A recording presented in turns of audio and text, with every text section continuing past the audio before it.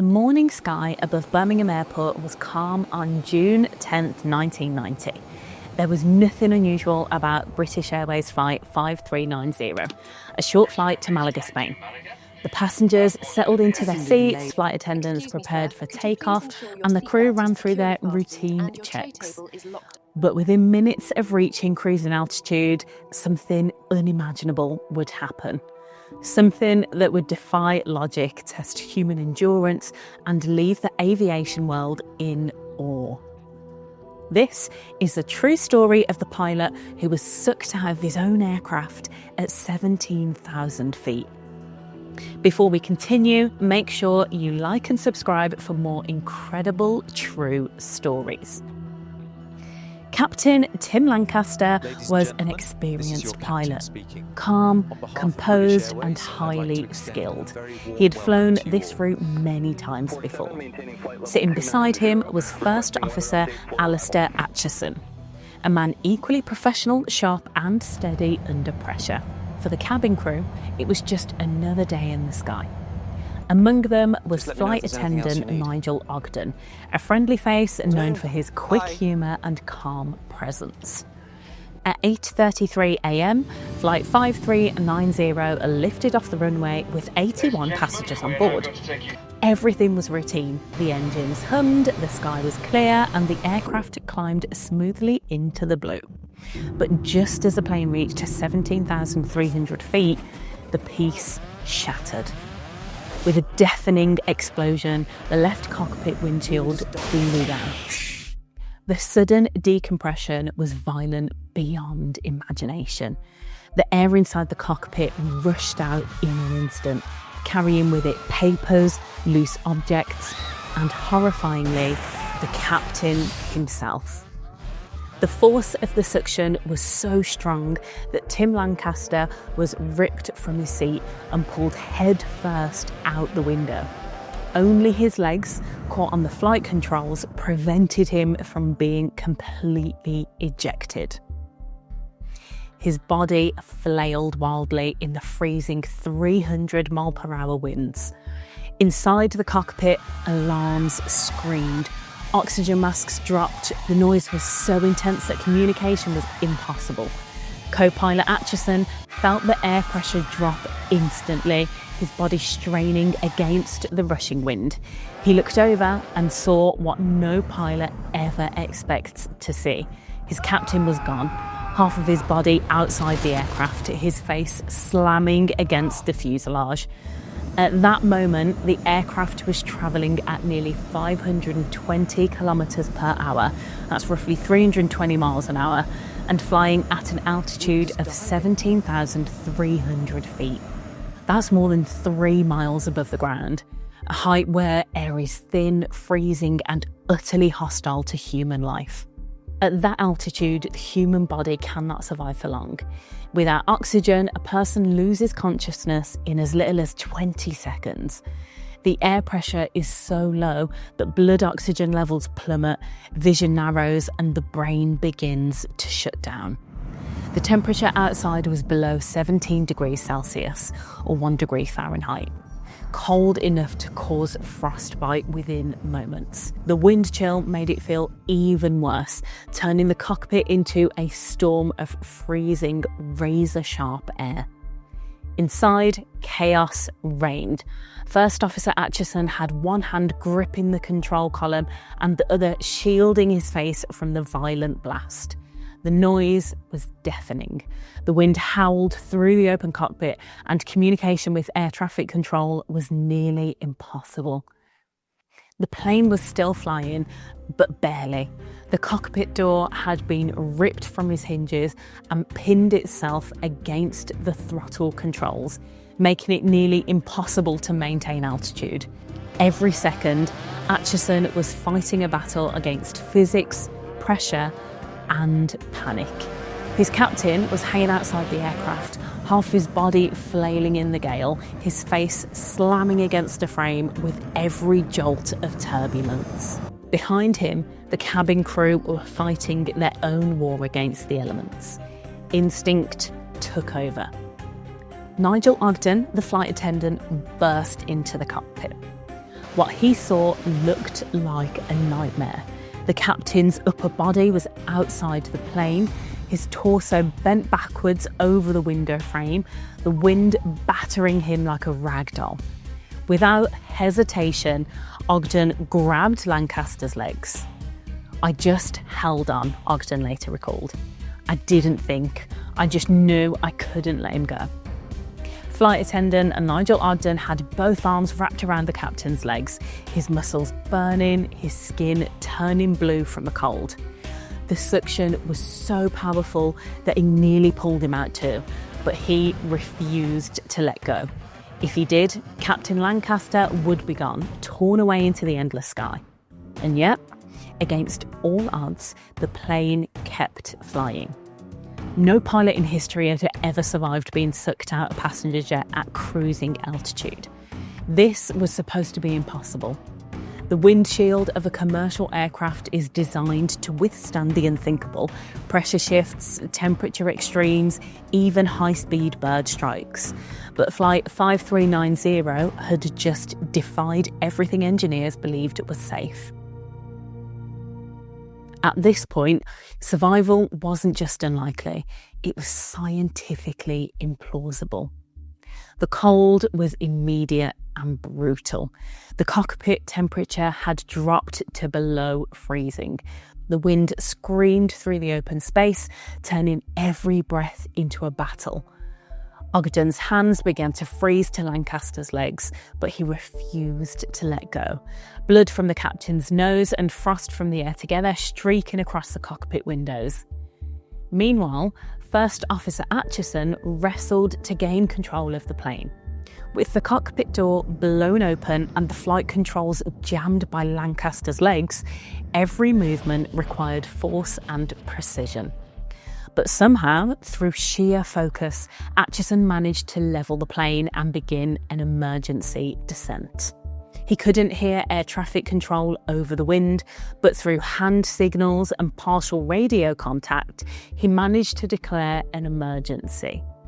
"Mayday, mayday, the captain has been sucked out of the cockpit." The words stunned the controllers on the ground. Back in the cabin, passengers sat wide-eyed, oxygen masks pressed to their faces, unaware of the full extent of the chaos happening just beyond the cockpit door. The crew moved with calm urgency, securing the cabin and reassuring terrified travellers as best they could. Inside the cockpit, Ogden's arms were burning. The freezing air bit into his skin, his grip began to weaken. "My hands were numb," he said later. "I thought I was going to lose him, but then another crew member came in to help and we got a grip around his belt." That crew member was flight attendant John Heward, who, along with Chief Steward Simon Rogers, took over holding Lancaster's legs while Ogden, exhausted and nearly frozen, collapsed back into the cabin. Outside, Lancaster's body was pinned against the side of the aircraft by the force of the wind. His head struck the fuselage repeatedly. His eyes were open, but motionless. His skin had turned pale and blue. Inside, the crew believed he was dead, but they refused to let him go. They knew that if they released him, his body would likely strike the wing or the engine, or worse, damage the tail of the aircraft. The only option was to hold on until landing. Minutes dragged like hours. Aitchison, fighting fatigue and adrenaline, brought the plane down to 11,000 feet to stabilise cabin pressure. Then he began the descent towards Southampton Airport. He had just one thought in his mind: land safely no matter what. It had been over 15 minutes since the windshield blew out. 15 minutes of freezing wind, chaos and courage. Ground control cleared the runway. Emergency crews raced into position. Flight 5390 was coming in fast and heavy, its pilot's nerves stretched to the breaking point. Aitchison landed the aircraft smoothly, despite everything working against him. The passengers erupted into tears and applause. The cabin crew, trembling with exhaustion, finally let go of Lancaster's legs as the aircraft came to a stop. The rescue team rushed on board. When they pulled Tim Lancaster back inside, everyone had braced for the worst. He wasn't breathing, his skin was ice cold. His body was covered in bruises, cuts, and frostbite. But then, against all odds, he began to move. He was alive.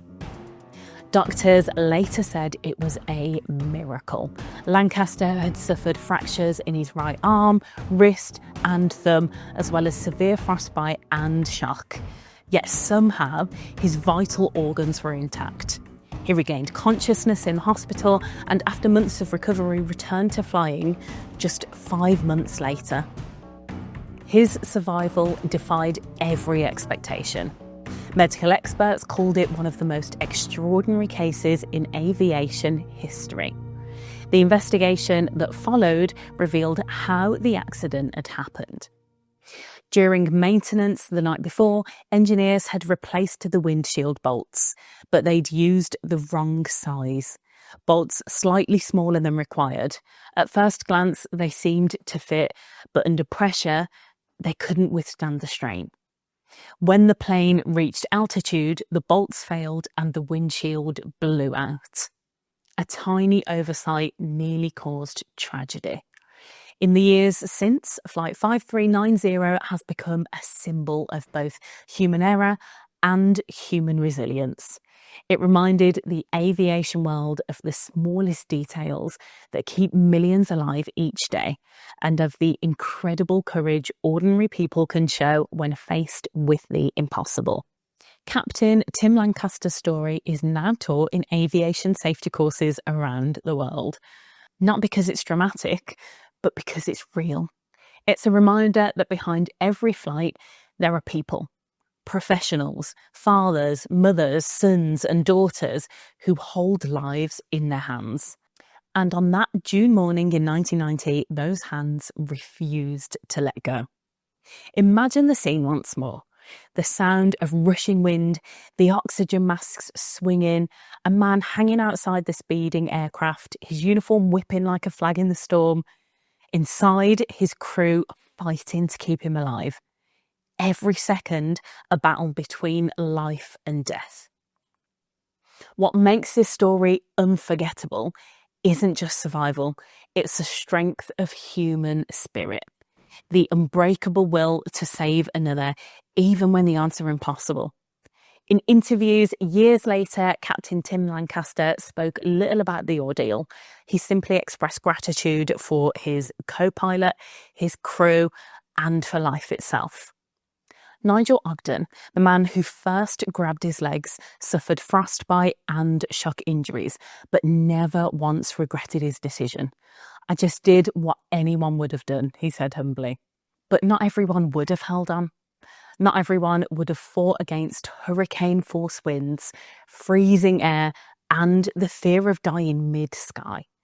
That's what makes their courage so extraordinary.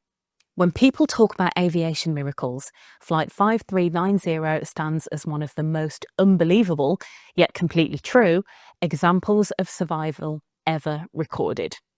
It shows how thin the line between life and death can be, and how teamwork, bravery, and faith can stretch that line just enough to bring someone back. The cockpit windshield that failed was later examined down to the smallest detail. Every bolt was analysed, every safety checklist rewritten. As a result, new maintenance procedures were introduced across airlines worldwide. The goal? To ensure that nothing like this could ever happen again. Sometimes change comes from tragedy, but in this case, it came from survival. As Flight 5390 rested on the runway that day, its engines winding down, the cabin crew finally allowed themselves to feel what they had held back. Relief.